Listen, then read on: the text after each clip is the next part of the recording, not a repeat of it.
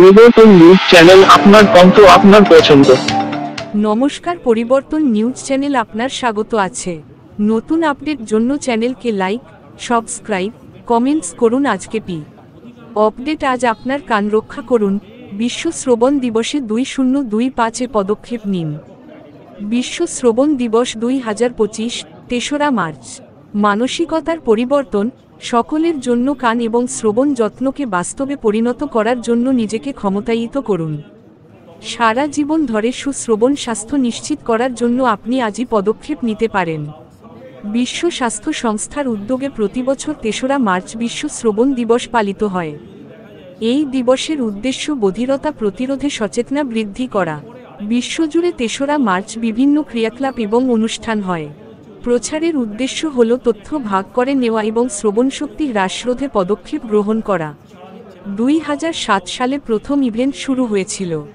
2016 সালের আগে এই দিবসটি আন্তর্জাতিক কর্ণসেবা দিবস হিসেবে পরিচিত ছিল। প্রতি বছর বিশ্ব স্বাস্থ্য সংস্থা একটি থিম নির্বাচন করে। বিশ্ব শ্রবণ দিবসে সচেতনতা বাড়াতে 3রা মার্চ দিনটিকে ওয়ার্ল্ড হিয়ারিং ডে পালন করার সিদ্ধান্ত কলকাতা নিয়েছেন WHO। এই উপলক্ষে the association of otolaryngologist of India কলকাতার প্রেস ক্লাবের সাংবাদিক সম্মেলন করে প্রচার প্রসার করেন। এই বছরের থিম হল মানসিকতার পরিবর্তন। সকলের জন্য কান এবং শ্রবণ যত্নকে বাস্তবে পরিণত করার জন্য নিজেকে ক্ষমতায়িত করুন। সারা জীবন ধরে সুশ্রবণ স্বাস্থ্য নিশ্চিত করার জন্য আপনি আজই পদক্ষেপ নিতে পারেন। সচেতনতা বার্তা। ডক্টরস নাগাডের হেডফোনের ব্যবহার কমানোর ওপর। উচ্চস্বরে হেডফোন ব্যবহারের ফলে বধিরতার ঝুঁকি বেড়ে যায়। সঠিক মাত্রার শব্দ কম্পাঙ্ক যুক্ত হেডফোন ব্যবহার করুন এবং টানা 2 ঘন্টার বেশি ব্যবহার না করার চেষ্টা করুন। বাচ্চাদের টিভি দেখার সময়সীমা নির্ধারণ করা গুরুত্বপূর্ণ।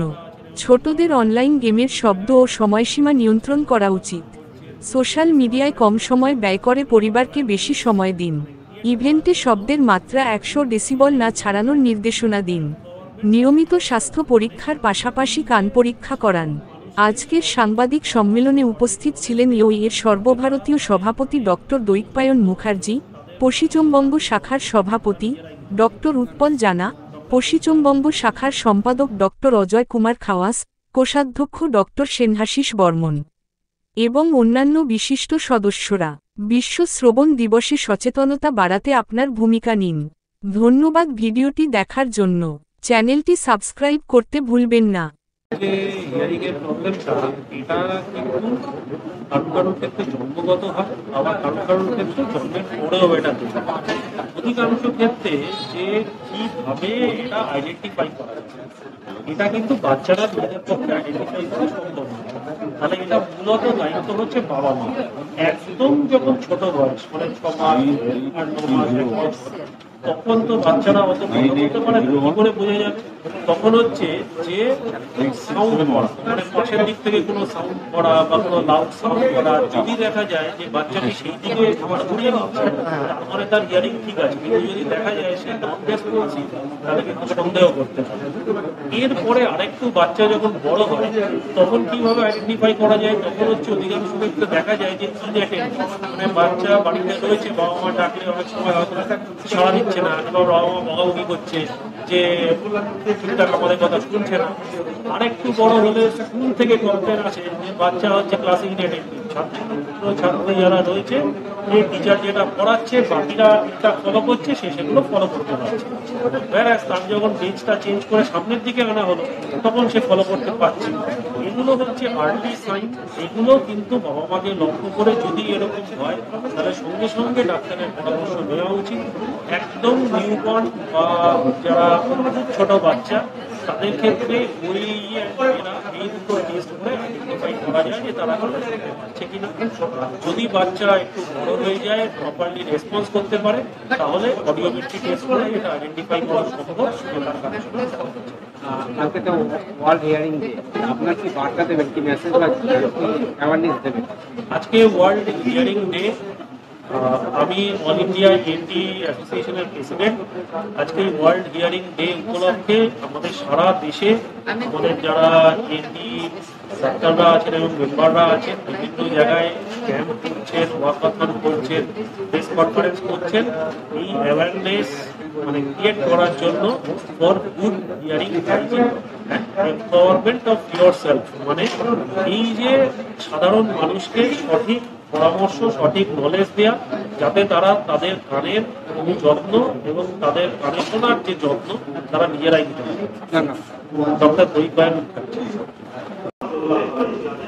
এক্ষেত্রে আপনি যেটা জিজ্ঞেস করছেন রয়েছে, আমরা এখানে কোনো ব্র্যান্ড নিয়ে কথা বলতে চাই না, আর সে পাওয়ার টেস্টিং করে সেই পাওয়ারের মতন একটা কাস্টমাইজ এবং সেটা যদি প্রোগ্রামের জন্য হয় তাহলে মাচ হায়ার সাইজ। এই জন্য যদি ইরিগেশন বেটার দ্যান পিওর, সেই জন্য আগে ড্যামেজ করে more and more patients are coming with young adults and adolescent age group. So that was not the case one decade back. Nowadays, as because lots of noise pollution, this is also part of noise pollution, we are getting more and more younger children and young to come in the initial stage with the complaint of heaviness in the ear, and after receiving some phone calls or after using them for the audiometry test, then only we can actually identify already they are having some sort of sensitive exact data নেই। কিন্তু সারা ভারতবর্ষে, কারণ এইগুলো যখন study করতে গেলে ethical clearance লাগে, অনেকগুলো স্টেট কমপ্লিট করে এই কিছুদিন আগেও ইন্ডিয়ান সোসাইটি অফ ওডোলজির একটা পেপার কমপ্লিট হয়, তার থেকে হচ্ছে হিয়ারিং লস হচ্ছে। যদি আপনারা চান আমি পরে ওই পেপারটাও অধিকাংশ সময় হয় সেই মানুষটা যখন একটা খুব শান্ত পরিবেশের ঘরে বসে আছে, সেই মানুষই যখন রাস্তায় বেরিয়ে যাচ্ছে, বাইরে বেরিয়ে যাচ্ছে, চায়ের দোকানে যাচ্ছে, যখন পেরিফেরাল অ্যাম্বিয়েন্ট সাউন্ড ডিস্টারবেন্স থাকবে না এবং কাছাকাছি থেকে কথা বলা হবে, তখন কিন্তু তারা ভালো শুনতে পাবে। কিন্তু যখন তাকে ঘিরে আরো 10-15 জন আশেপাশে চলতে গেল, কিছু বলা শুনতে পেল না। এটার কারণটা কি? কারণ পেরিফেরাল অ্যাম্বিয়েন্ট নয়েজ ডিস্টারবেন্সের জন্য যেহেতু তার হিয়ারিং এবিলিটিটা এমনি কম, তিনি অনেক কিছু আবার শুনতে পাবেন। এর একটা অন্যতম রিজন হচ্ছে কসমেটিক। অনেকেরই কারণ এক ধরনের হিয়ারিং এড পাওয়া যায়, that is called CIC machine, cosmetic candle. সেটা কিন্তু হিয়ারিং লস হয়ে যায়, তখন কিন্তু সেই সিআইসি মেশিনেও কাজ হবে। সুতরাং কসমেটিক যখন এই বাইরে রিসিভার বা হিয়ারিং এড ছাড়া কিন্তু আগের থেকে সমস্যা ছিল, তারপরে তার কানে জল ঢুকেছে, খোঁচাখুচি করেছে, করার পরে তারপরে তার ইনফেকশন হয়েছে, ইনফেকশন হয়ে কানের পর্দা ড্যামেজ হতে পারে। এবং কানে কোন রকম ভাবে খোঁচাখুচি না করা উচিত। আমরা দেখি বিভিন্ন রকমের যন্ত্রপাতি আছে, ইয়ার বা তারপরে নানা রকমের জিনিস যেগুলো এছাড়া হচ্ছে যে যখন অনেক সময় হয় সর্দি হয়, কান ভারী ভারী লাগবে, তখন মনে হয় যে সর্দি হয়েছে, এটা কমে যাবে। যদি কান ভারী ভারী লাগবে, কানে ব্যথা হচ্ছে, কান করছে, তাদের সাথে সাথে ডক্টরের কাছে গিয়ে দেখানো, এগুলোকে অ্যাটাচ করতে হবে। একটা সময় যখন মোবাইল ফোন ছিল না, তখনও মানুষ তাদের জীবনযাপন করতো। এখন মানুষ মোবাইল ফোন ছাড়া করতে পারে, তাহলে তার খারাপ এফেক্ট হবে। যেমন ধরুন বাচ্চাকে আমরা দিচ্ছি মোবাইল ফোন পড়ার জন্য হয়তো দিচ্ছি, কিন্তু সে সেটা দিয়ে আরো অনেক শিক্ষা খুব বেশি বলে এগুলো তো রয়েছে। এগুলো আমরা ডাক্তার হিসেবে আমরা কি করতে পারবো? Basically we are providing tertiary care. Tertiary care মানেটা কি? যখন অলরেডি রোগ হয়ে যাচ্ছে তখন আমাদের কাছে আসছে। এবার এবং এটা খুব মানে ভালো দিক যে আস্তে আস্তে আমরা গভর্নমেন্টের তরফ থেকেও এই অ্যাওয়ারনেসের জন্য আমরা সহযোগিতা প্রোগ্রাম চালু করা হয়েছে। তাই এটা কোনো একজন ব্যক্তি, একটা প্রফেশন, একটা অর্গানাইজেশন এটা করতে পারবে না। এটা মানে সমষ্টিগত এফোর্ট ফ্রম দ্য গভর্নমেন্টের মতো প্রয়াসে যত অ্যাওয়ারনেস বাড়বে তত হচ্ছে আমরা এই ক্ষতিকর এফেক্টটা মানুষকে যত জানাতে পারবো তত আমরা। এবং যেটা ডক্টর উপাধ্যায় হাইলাইট করেছেন যে জন্মের সাথে সাথে তার কানের টেস্ট সামান্য একটা টেস্ট করে ফটোঅ্যাকোস্টিক এমিশন বলে একটা সামান্য পরীক্ষা করা হয়, জন্মের সাথে সাথে সেটা করা যায়। এই পরীক্ষাটা কিন্তু আগে কোথাও হতো না,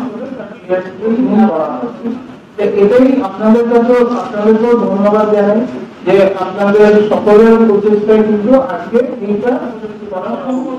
তো আমরা আশা করবো যে আমাদের এই আজকের মেসেজটাও সকলের কাছে পৌঁছাবে এবং সবাই সচেতন হবে, যাতে হিয়ারিং কেয়ার এটা যেন সবাই মাইন্ডসেট এম্পাওয়ারিং ইয়োরসেলফ, মানে আপনাকেই এম্পাওয়ার করা হবে।